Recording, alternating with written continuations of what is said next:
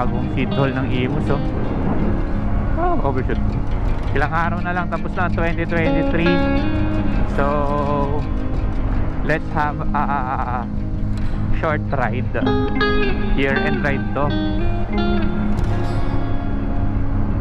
Solo gaming tayo kasi hindi natin kasama si OBR. Nandito tayo ngayon sa may Imus Boulevard. And ang ride natin today is gagawin natin yung tinatawag namin dito sa South na Cavite Batangas Loop. So basically ikutin lang naman natin dyan yung Cavite going to Cabiang, pababa ng Nasugbu, going to Tagaytay and pabalik ng Cavite. So ganun lang naman ang Cavite Batangas Loop. And this is my version. So pupuntahan natin yung mga usual stops na ginagawa namin kapag nagka-Cavite Batangas Loop kami. So Cavite is very rich in history, especially nung World War. So 3 kilometers away siguro galing sa amin, meron na agad tayong historical place na madadaanan. So hintuan lang natin saglit to and ipakita ko sa inyo kung ano itong lugar na to.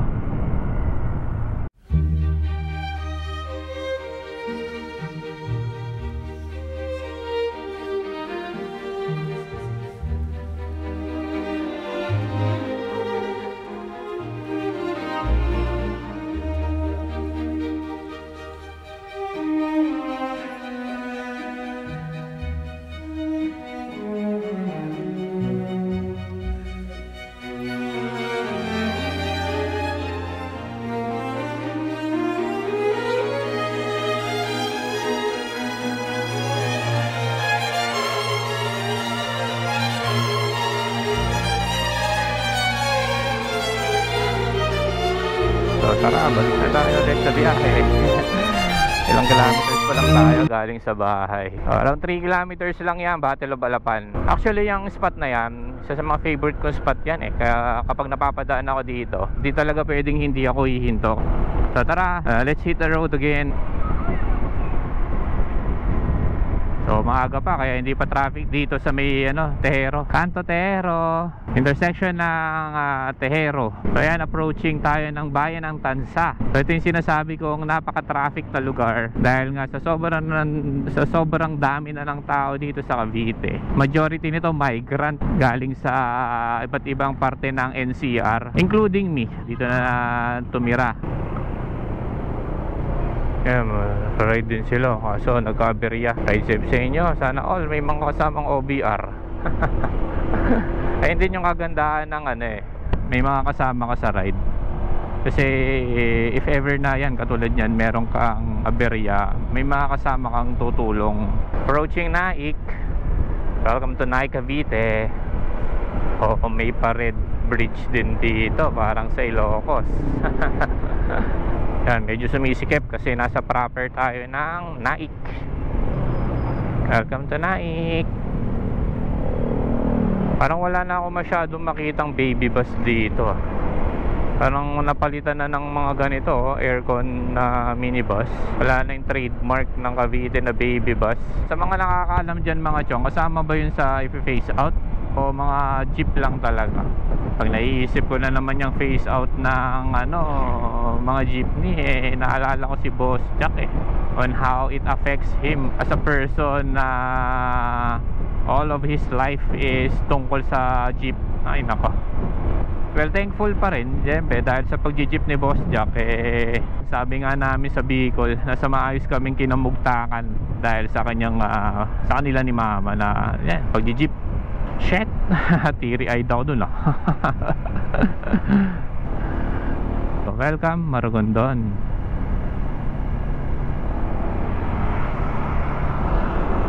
Medyo lumalamig-lamig na yung klima dito kahit medyo tirik yung araw Papunta to, itong bypass na to, walang nakalagay pero ngayon ko lang napansin to. Yan yung way na yan, ngayon ko lang napansin. Pico de Oro, Cabiang Tunnel, Ternate, turn right, and all going to Maragondon proper, diretso. So dito tayo, kanan, Ternate, Cavite. Madaanan natin dito yung arko ng Ternate. C400, namiss ko tuloy si Zik. Yung dating C400 natin. Well, ganun talaga buhay, diba? Magkakaroon at magkakaroon naman tayo niyan kasi sasamahan naman natin na sipag. So for sure in time magkakaroon tayo ulit. Ito na yung arko ng Ternate. Alam ko dito lang yun lampasan na.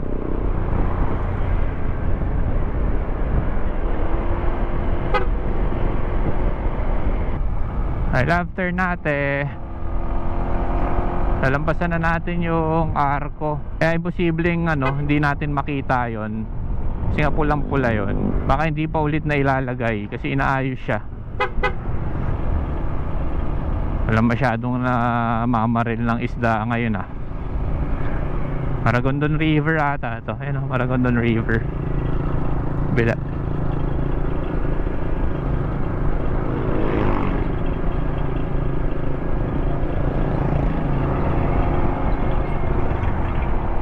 Simula na ng konting twisties at ahon. Start na. Ayan yan, medyo ahon na. Kayang-kaya ni ADV yan. Tapos wala tayong angkas. ADV pa ba? Yan, approaching tayo sa isang photo op stopover ng mga rider na umakit ng Cabiang. Welcome to Puerto Azul. Puerto Azul.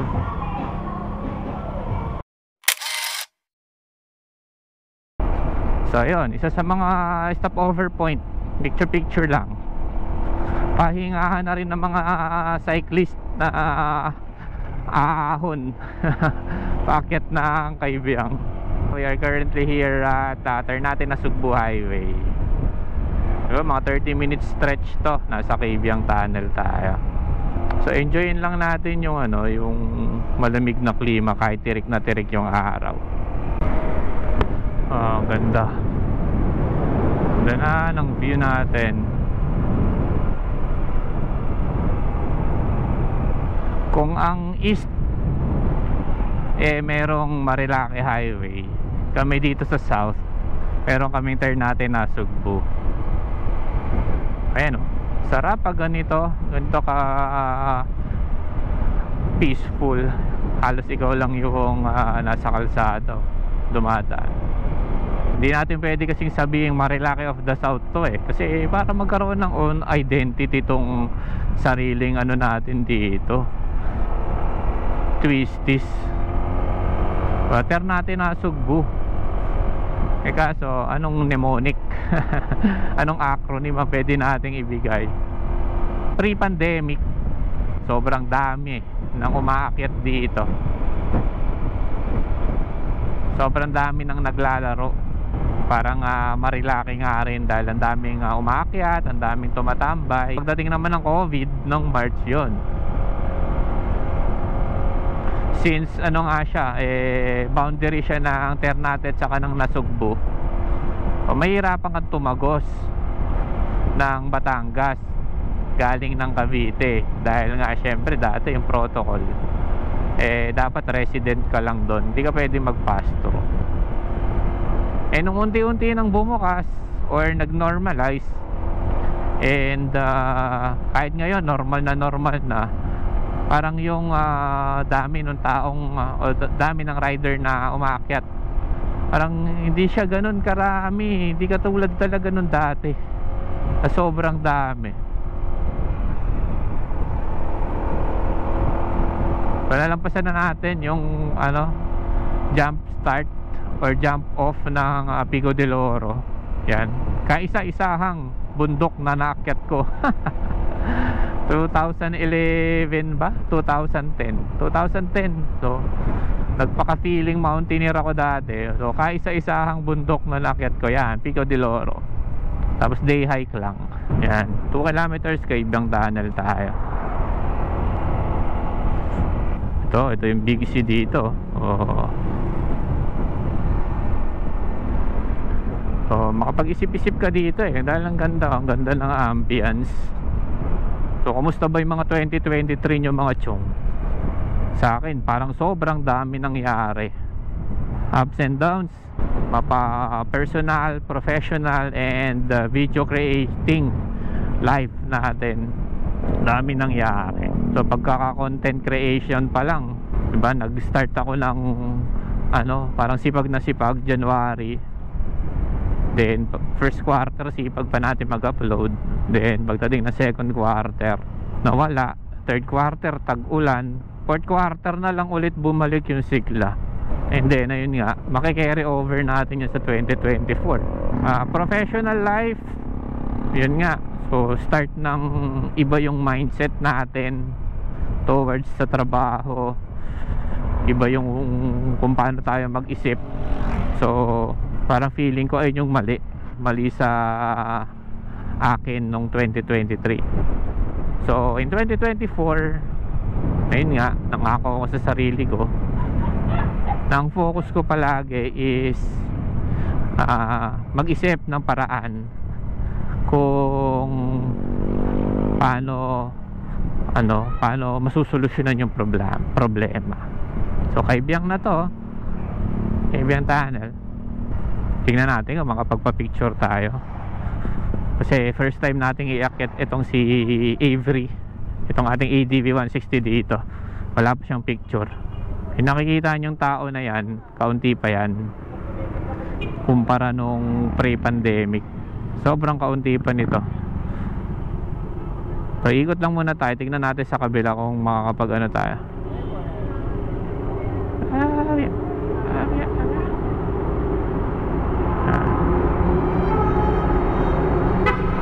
So pamahiin dito na kailangan mo bumusina eh. Sabi nila pamahiin kapag tunnel or tulay, bumusina ka daw. Pero wag naman yung rapid, yung papanay-panayin mo. Kasi dati sinisita yun dito eh. Kapag kapag bumubusina ng ng tuloy-tuloy. Pwede rin mag-picture dito sa side na to. Kaso nga lang, hindi masyadong kita yung sign ng Kaibiyang eh.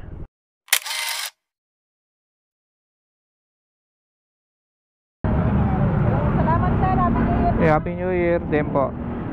So tara, diretso na tayo. So yun, pa-picture lang. And then syempre courtesy na lang na bumili ka sa kanila. Pero kung meron namang kasama na magpipicture sa'yo, yun, makakasave ka. Parang courtesy na lang na bibili ka sa kanila ng pasalubong. Kakainin mo rin naman eh.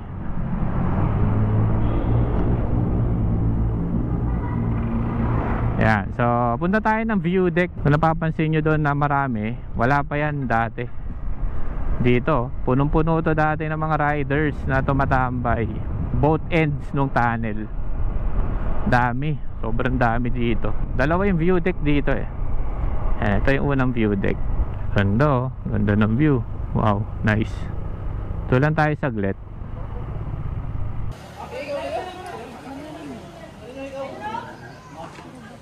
Ganda ng araw.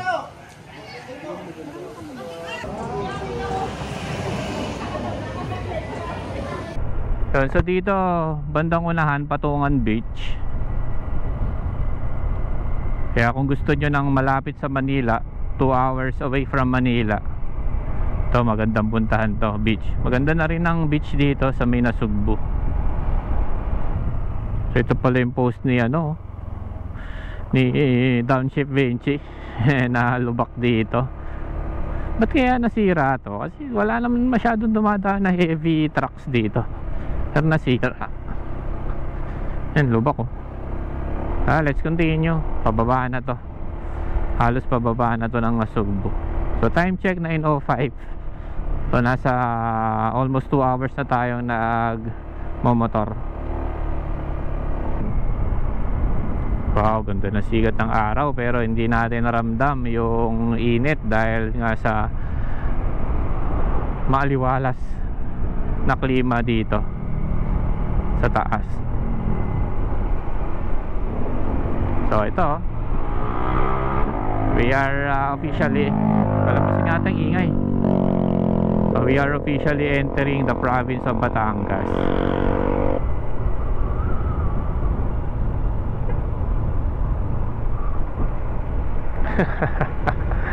Huli na. Nahuli na si ating pumipitik. Sayang naman. May namimitik pa pala dito. Ito rin yung isa sa mga advantage ng wala kang OBR na kasama sa ride. Kasi kung meron, syempre alam naman natin magugutumin ng OBR natin, diba? So doon pa lang sa Kaibiyang, hindi napakain na tayo. Kung ako lang, kita nyo, kahit mag water break, di ako nag water break. Pero masarap pa rin kasama syempre sa OBR. Hindi ko pa rin ipagpapalit na madalas ako mag-isa. Mas gusto ko pa rin nakasama yun. Paminsan-minsan lang. Masarap magsosolo. Hinto lang ako saglit dito mga chong. Ipakita ko lang tong vibe na to. Gustong gusto ko tong vibe na to dito sa highway na to, sa daanan na to. Gilid lang ako dun sa bandang unahan. Paliparan natin ang drone.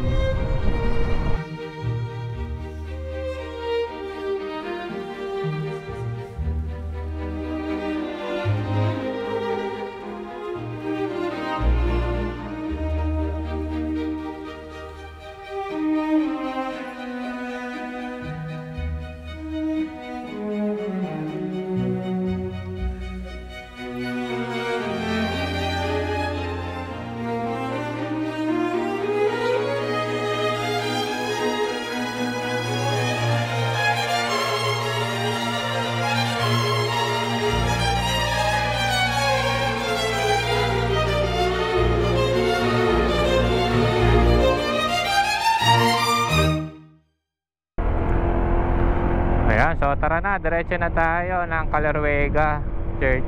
Dinaanan ko lang tong isang straight stretch na to dito. Kasi kakaiba yung vibe eh. Gandang-ganda ako dito. Pagtatambay pa sana ako ng medyo matagal-tagal doon, kaso ang init na. Ganda ng vibe dito. Ayan o. Nice. Nice view. Hindi nakakasawang balik-balikan yung daan na to. Isang stretch lang. Ganda. So kanan tayo, papunta tayo ng Manila. Pag diniretso mo kasi yan, papunta ng Magallanes. So Magallanes tapos to Tagaytay Alfonso Road yata, and then Tagaytay na. So since ang ginagawa natin is Cavite Batangas Loop, dadaan tayo talaga ng Nasugbu. Nice, with the kind of view. Nice one. So kung hanggang ngayon nanonood ka pa rin ng ating vlog, please like and share this video. Tapos mag-ano ka na, mag-subscribe ka na. And please leave a comment. Yan. Hashtag tara magmotor ka na. And hashtag magkita-kita tayo everywhere. Yan. So ayan lang i-comment nyo mga chong. Or kahit anong i-comment nyo, basta appropriate. I would love to reply on all your comments. Diba? What happened to these two? Naligaw siguro.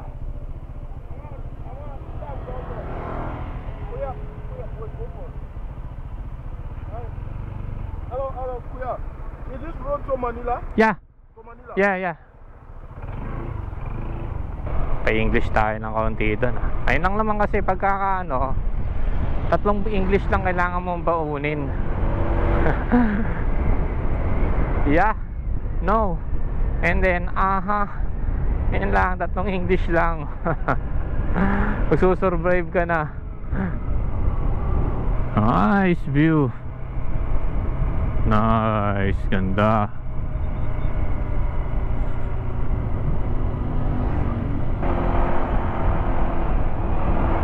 Yan, medyo masikip na. Dahil nasa proper na tayo. Dito na tayo sa Rotonda, sa may Nasugbu. Yan, pag dinerecho mo yan, Batangas City, puntang Tuy. Yan, pagkaliwa dito Tagaytay. And Tagaytay Nasugbu. Ito another Rotonda. Yan, dito tayo sa Tuy. So dito tayo sa kaliwa. Pag diniretso mo yan, Calaca, Lemery, Batangas Port.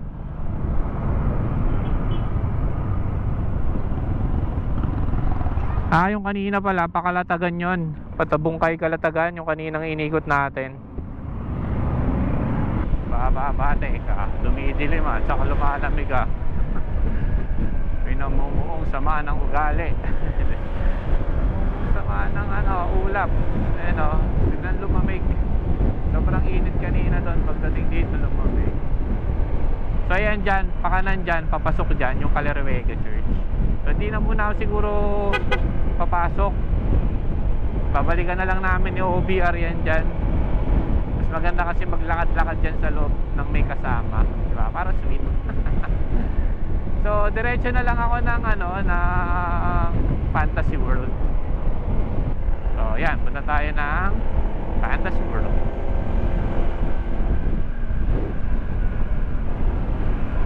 Welcome to Municipality of Lemery, Batangas.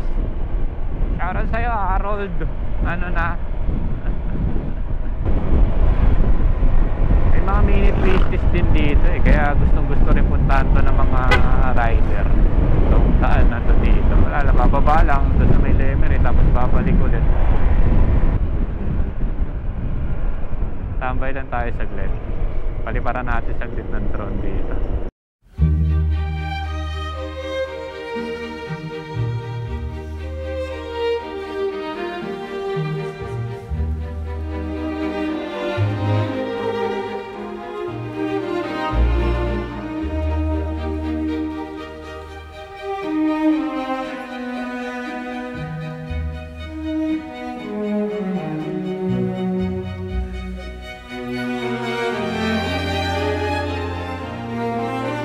And here are some photos taken by Karode TV. Make sure to follow all his social media accounts para kung mahagip ka man ng kanyang titik, ay meron ka ng pang my day.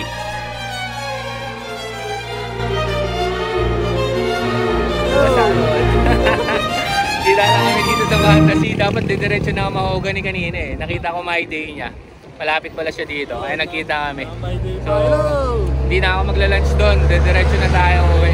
Dadaan na lang tayo ng Tagaytay para makompleto yung loop. Shoutout Harold. Shoutout Erwin everywhere. Lemery, Fantasy World. So we're back on the road mga chong. Natagalan tayo ng kaunti doon sa sa Fantasy World. So mag-iba na tayo ng ngayon ng plano kasi nga 'di ba ang plano ko kanina dapat after na natin mag picture lang dyan sa Fantasy World is magla-lunch tayo sa Mahogany sa Tagaytay. Kaso nga lang nakita kami nung dati kong katrabaho dyan. Diyan na kami nag-lunch, konting kwentuhan. Harold, the Mr. 6 digits. Sana all. Tapos yun, follow natin si Karode TV. Lagay ko yung kanyang Facebook page pati YouTube page niya, channel niya, para i-follow nyo. Nakakuha tayo na photographer kanina.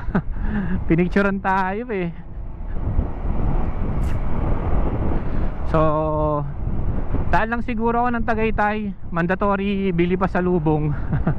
Kasi hindi nga natin kasama si OBR. So mandatory yan. So let's go. Tapusin na natin to. Time check 12:32. Kanan na tayo dito. Kasi pag kumaliwa ka, balikan ang dyan. Babalik ka ng Nasugbu, Kalatagan, Batangas City.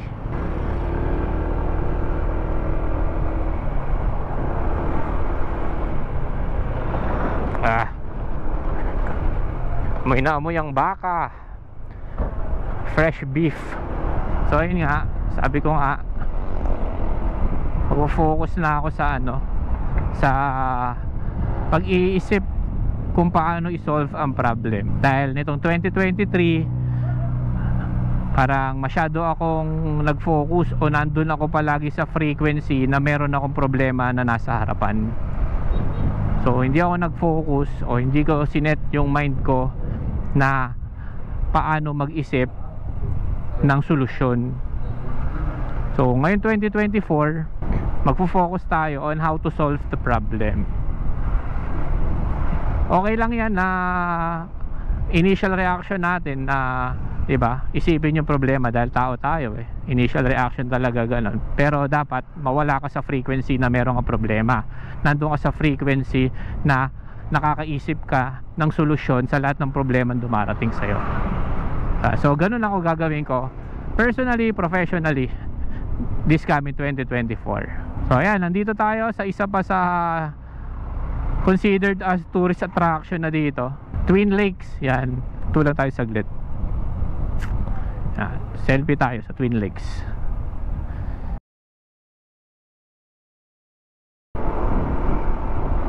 Yan, so pag kumaliwa ka dito, yan, Alfonso.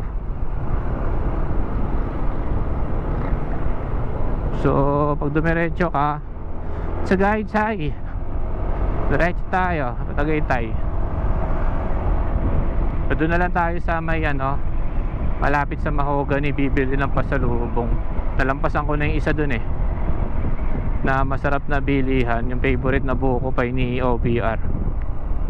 So meron pa tayong isang madadaanan doon sa may malapit sa Mahogany. Kaya nakabili na tayo ng pasalubong. And pauwi na rin tayo. Kaso naubusan na tayo ng battery. Hindi ko na-anticipate. Tayo sa may Mahogany Market, dinaanan lang natin. Kaso may problema, wala na tayong battery ng GoPro. Hindi ko na-calculate yung baterya ko, hindi ko rin na-charge along the way. So siguro pagdating ko ng Amadeo, magpipicture lang ako sa arko ng Amadeo, and then doon natin i-end yung Cavite-Batangas loop para mapakita ko rin sa inyo na naisarado natin yung buong loop. Okay, so pagpasensya nyo na, wala na akong magiging video from this point ng Tagaytay going to Amadeo. Kita-kita na lang tayo sa arko ng Amadeo. So yan, bayan ng Amadeo, the coffee capital. Tayo sa Amadeo. And dito ko na rin siguro tatapusin yung vlog natin ng Cavite-Batangas loop. So thank you sa lahat ng mga sumuporta at nanood ngayong 2023, and hopefully 2024 nandiyan pa rin kayo mga ka-everywhere, dahil I promise you na masisipagan pa natin lalo ang pagpunta sa mga lugar na kayang puntahan ng ating mumunting dalawang gulong. So isi-share ko sa inyo, marami tayong adventure na darating na 2024. So kung nakarating ka hanggang sa dulo ng video na to, maraming salamat. And please like and share this video. Sa mga hindi pa nakasubscribe, mag-subscribe na rin. And always remember, ride safe, have fun. Tara, mag-motor ka na. Magkita-kita tayo everywhere. See you 2024.